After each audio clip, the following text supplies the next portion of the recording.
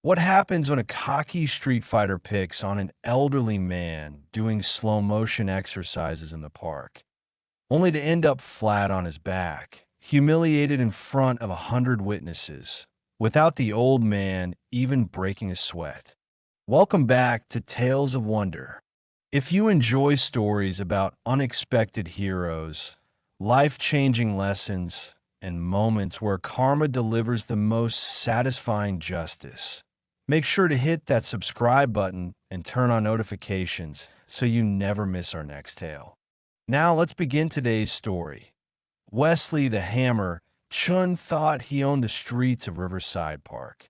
At 28 years old, with arms like steel cables and a record of 17 amateur MMA fights, 14 wins, all by knockout, he walked through the neighborhood with the kind of swagger that made people cross to the other side of the street.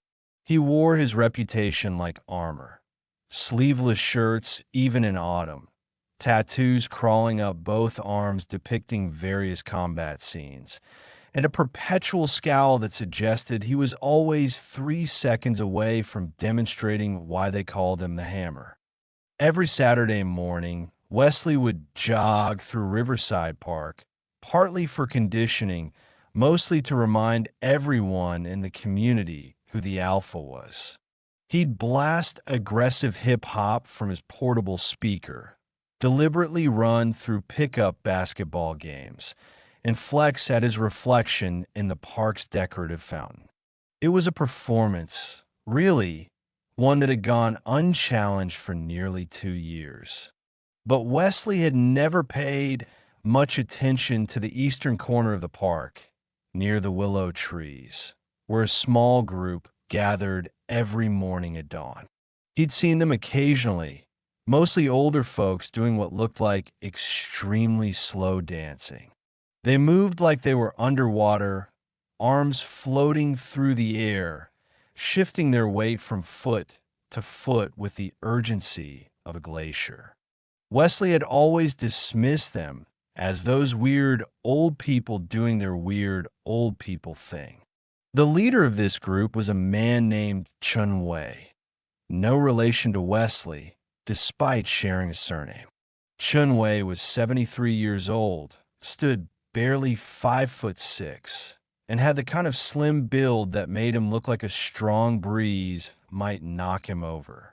His face was a road map of smile lines, his hair completely silver, and he moved with such gentleness that even the morning grass seemed grateful when he stepped on it. For 30 years, he had been teaching Tai Chi in this exact spot, arriving at 5:30 a.m. without fail, rain, or shine. Chun Wei was teaching what he called the art of yielding, a martial philosophy that most modern people found completely absurd. In a world obsessed with speed, power, and aggression, he taught the virtues of slowness, softness, and redirection. His students were mostly retirees, a few stressed out office workers seeking peace, and occasionally a curious teenager who'd stumble into class and leave after realizing it wasn't the kung fu they'd seen in movies. Water does not fight, Chun Wei would tell his students in his accented but clear English. Water goes around the rock. Over time, water shapes the rock. This is Tai Chi. We do not meet force with force. We become like water. His students would nod politely, though most of them were really just there for the low-impact exercise and the social community. Few truly understood what he meant. The collision of these two worlds, Wesley's aggressive dominance and Chun Wei's gentle philosophy, was inevitable. It just took the right circumstances. It happened on a crisp October Saturday. Wesley was running his usual route, speaker blaring, when he noticed something unusual. The small Tai Chi group, normally finished by 8 a.m., was still practicing. Moreover, nearly 30 people were gathered, which was triple the normal size.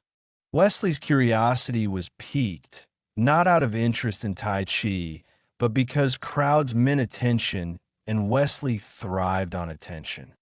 He slowed his jog to a walk, turning down his music slightly. As he approached, he could hear Chun Wei's soft voice explaining something to the gathered crowd.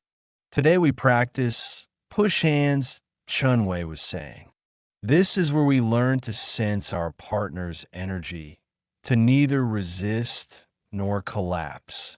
We maintain our root while remaining flexible like bamboo in the wind. Two students stepped forward, an older woman named Margaret and a middle-aged accountant named David. They placed their hands gently against each other's and began moving in slow, circular motions, each trying to subtly off-balance the other through the slightest shifts in pressure and angle. To an untrained eye, it looked ridiculous, like two people mock fighting in slow motion, barely touching. Wesley laughed. It started as a chuckle, but it grew louder, more deliberate. Several heads turned in his direction. "Are you kidding me with this?" Wesley called out, still laughing. "What is this, a retirement home's idea of fighting? You guys know there's an actual gym 2 blocks away, right? With actual fighting." The group shifted uncomfortably. A few students looked at Chun Wei, waiting for his response. The old master simply smiled, not in a challenging way, but with genuine warmth, as if Wesley had just told a mildly amusing joke. "Fighting and Tai Chi are not the same thing," Chun Wei said gently. "Tai Chi is about harmony, not violence." "Harmony." Wesley walked closer, his presence shifting the energy of the entire gathering. He was bigger than everyone there by a considerable margin, younger, and radiated the kind of physical threat that came from actual combat experience. "Look, old man, I respect my elders and all, but you're teaching these people fairy tales. This slow motion dance, it wouldn't last 3 seconds in a real fight." "Perhaps you are right," Chun Wei said, his smile never wavering. "Tai Chi is very old, very slow. Modern fighting is fast and strong. They're different paths." Wesley should have left it there.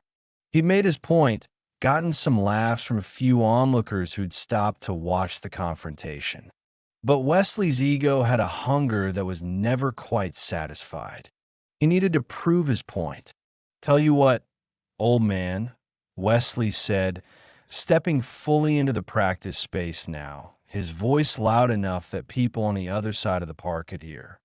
"How about a demonstration? You and me. Let's see if your water bamboo energy whatever can handle some actual pressure." "Unless you're too scared," the crowd murmured. This had crossed the line. Chun Wei's students looked concerned, protective. Margaret stepped forward. "That's completely unnecessary. Chun Wei is 73 years old. Leave him alone." But Chun Wei raised a gentle hand. "It is okay, Margaret."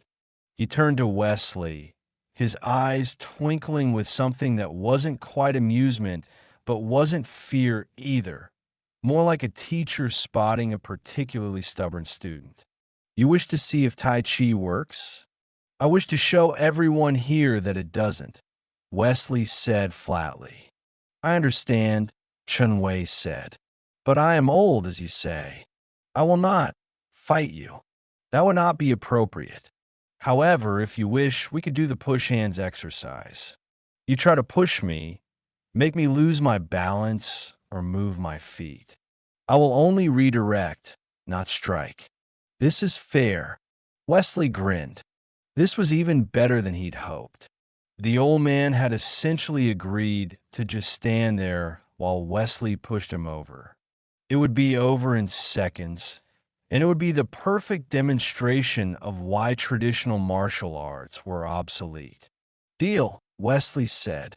"And when I knock you on your ass in 2 seconds, Maybe you'll stop filling these people's heads with nonsense. Someone in the crowd had pulled out their phone. The video would later go viral, but nobody knew that at the time. Chun Wei stepped to the center of the practice area and positioned himself carefully, feet shoulder-width apart, knees slightly bent, hands raised loosely in front of him.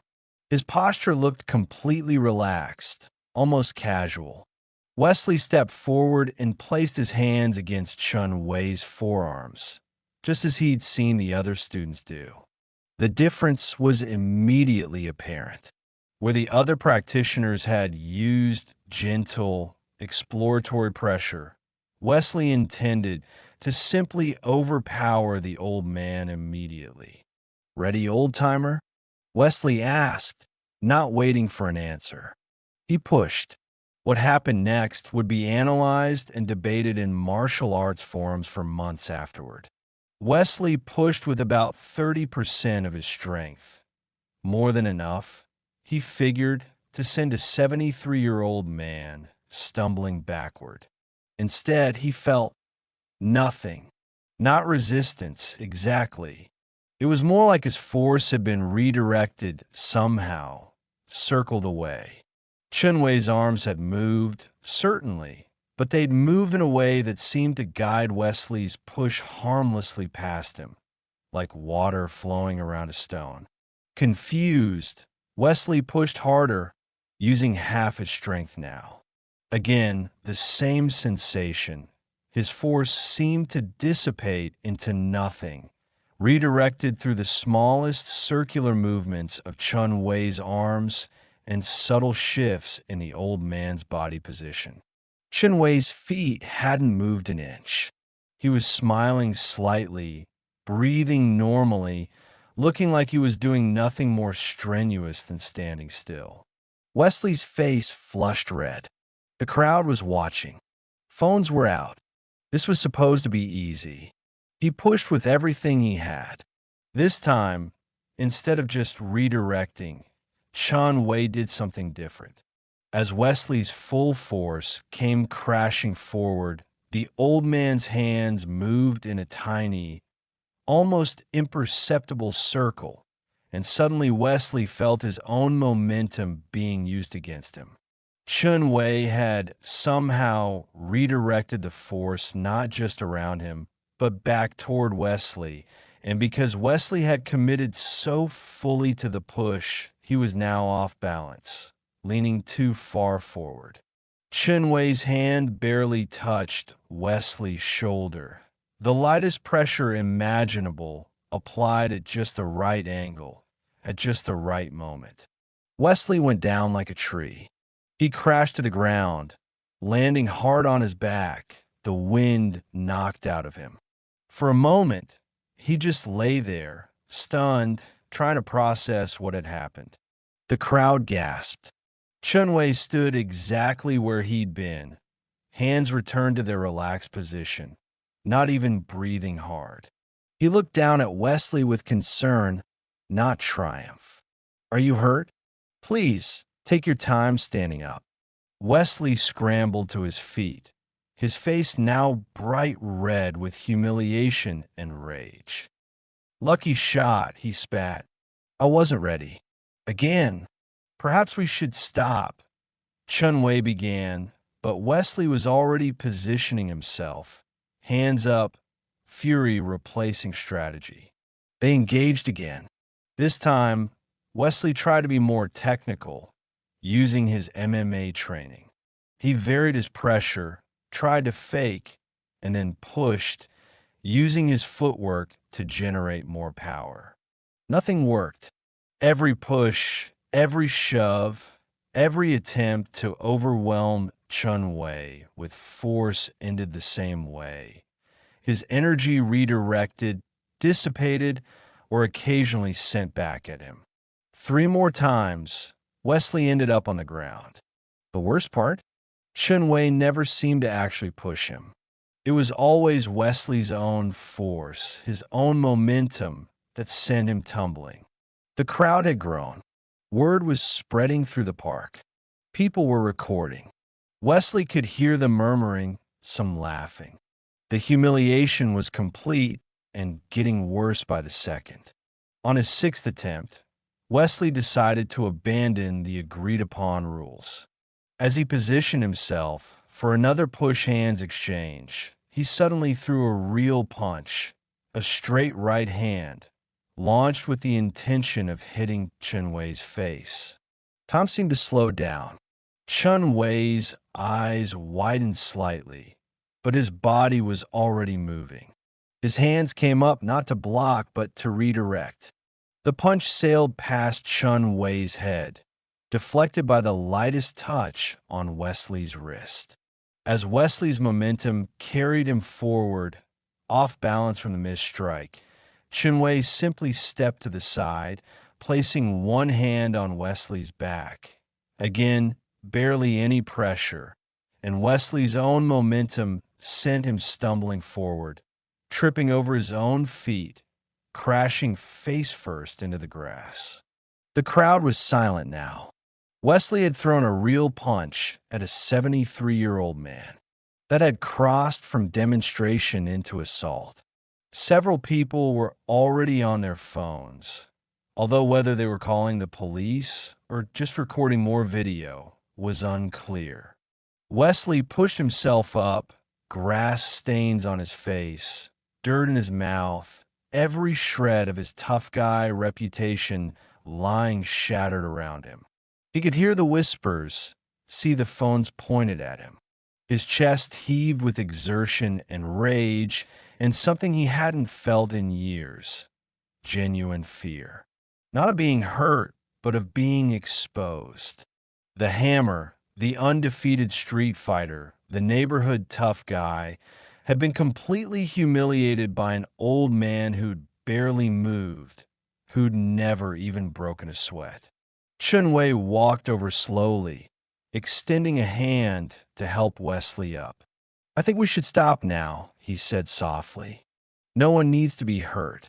Wesley slapped the hand away and scrambled to his feet on his own. "This isn't over," he said, but his voice cracked slightly. He looked around at the crowd, at the phones, at the expressions ranging from shock to amusement to satisfaction.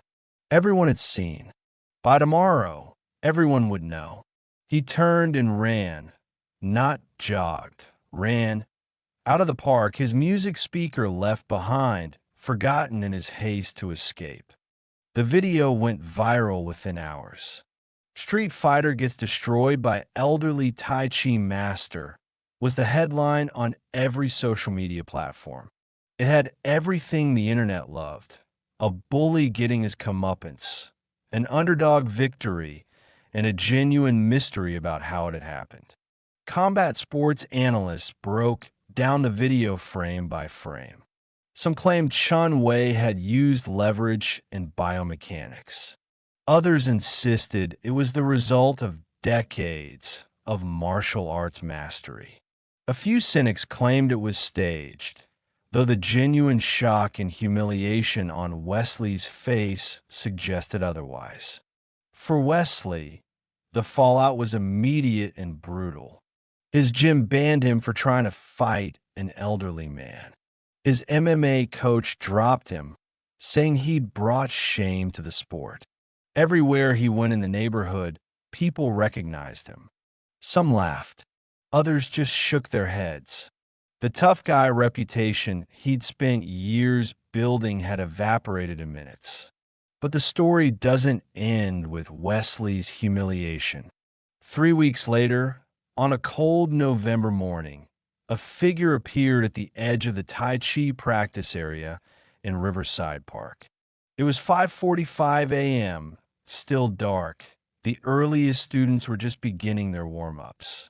The figure stood there, hesitant, hands shoved in pockets. Chun Wei noticed him immediately. "Wesley," he said simply, without surprise, as if he'd been expecting him. Wesley looked different. The aggressive swagger was gone. He wore a simple hoodie, no longer sleeveless despite the cold. His face looked tired, older. I'm not here to start anything, he said quietly. I need to understand. How? How did you do that? Chenwei smiled. I did very little. You defeated yourself. Your own force, your own rigidity, your own expectation of how force should work. These things defeated you. I simply showed you what was already there. That's not an answer, Wesley said, frustration bleeding into his voice. No, Chenwei agreed. It is not. The answer cannot be spoken. It can only be felt, experienced, understood through practice. This is why we train every morning. This is why Tai Chi takes years, not days. Wesley was quiet for a long moment. Then, would you teach me? Several students had stopped their warm-ups to watch this exchange. Margaret looked concerned. David looked skeptical. Chenwei simply looked at Wesley with those kind, ancient eyes. Why do you want to learn? Chenwei asked. Because I've been doing it wrong, Wesley said, and his voice cracked slightly. I thought strength was about overpowering people, about being the hardest, the most aggressive, the most feared. But you're not any of those things, and you made me look like a child. I've spent 10 years training in violence, and you showed me I don't understand anything. So yeah, I want to learn. If you'll teach me. Chenwei studied him for a long moment. Finally, he nodded. Tai Chi is not about winning or losing. It is not about being strong or being tough. It is about balance, harmony, understanding yourself and others. If you come to learn those things, you're welcome. If you come to find new ways to hurt people, you are not. I understand, Wesley said. Also, Chenwei added with a small smile, it is very boring, very slow. No punching, no kicking. Just standing, breathing, moving like you're underwater.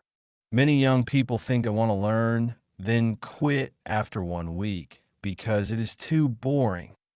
Wesley almost smiled. I think I can handle boring. We will see, Chenwei said.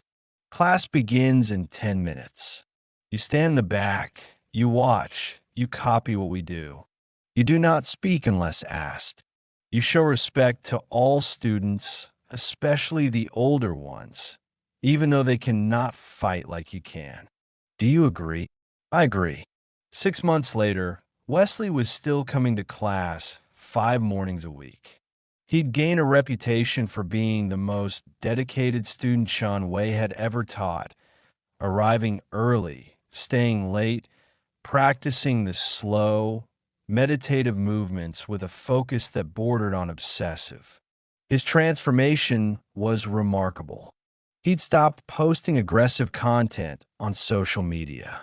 He'd gotten a job at a community center teaching underprivileged kids basic fitness, emphasizing discipline and respect over violence.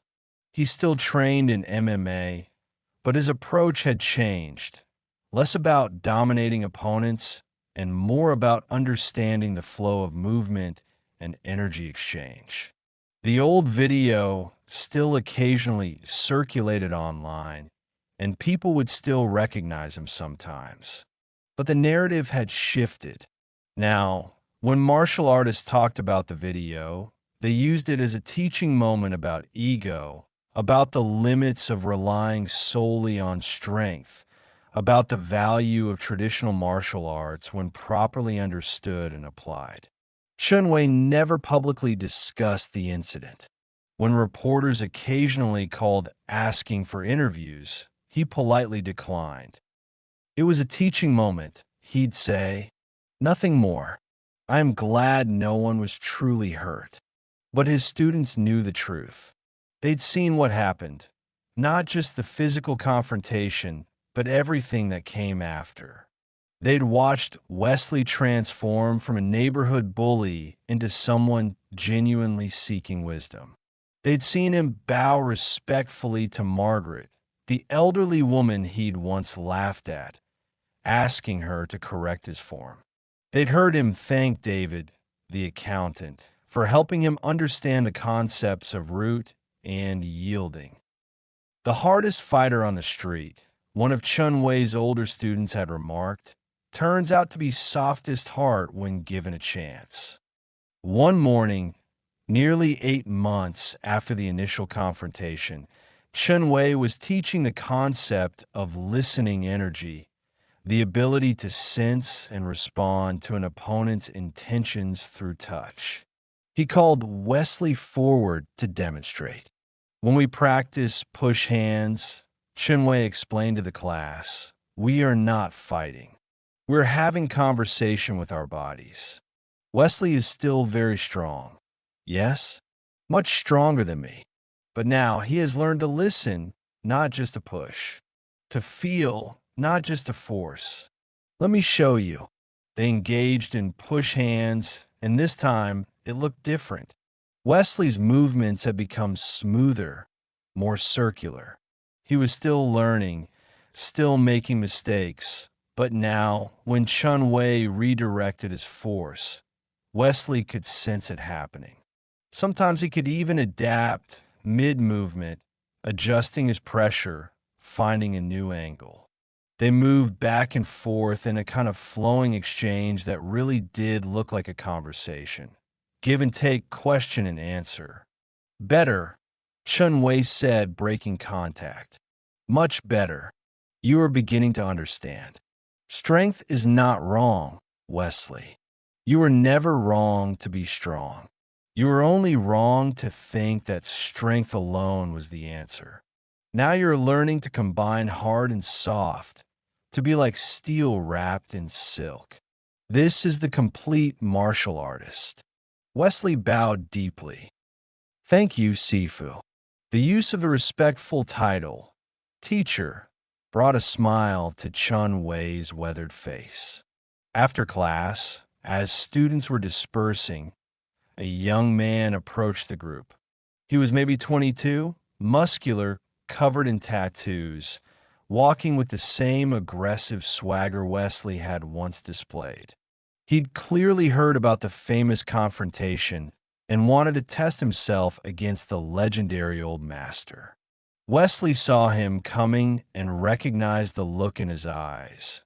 The same arrogance, the same certainty that youth and strength were all that mattered. He felt something twist in his chest, a mixture of embarrassment at who he'd been and compassion for what this young man was about to learn. The young man opened his mouth to issue what was clearly going to be a challenge. But before he could speak, Wesley stepped forward, positioning himself between the newcomer and Chun Wei. Not today, Wesley said quietly. His voice carried no threat, no aggression, but there was something in it, a calm certainty that made the young man pause. Who are you? The newcomer asked, his bravado faltering slightly. Wesley smiled slightly. I'm someone who learned the hard way that there are better questions to ask than can I beat the old man? Like maybe, what does the old man know that I don't?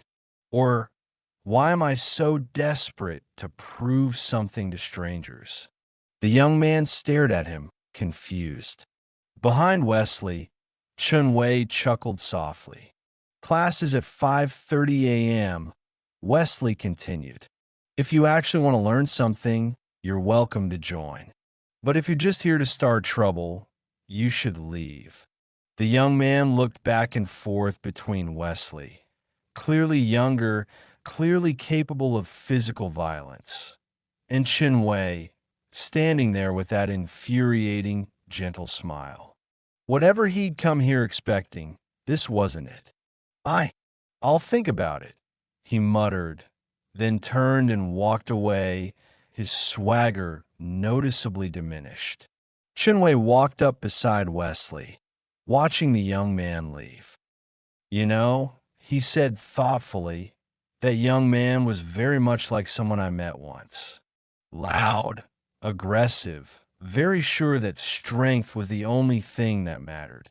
Wesley glanced at his teacher. What happened to that person? He learned to stand differently, Chun Wei said simply. To breathe differently.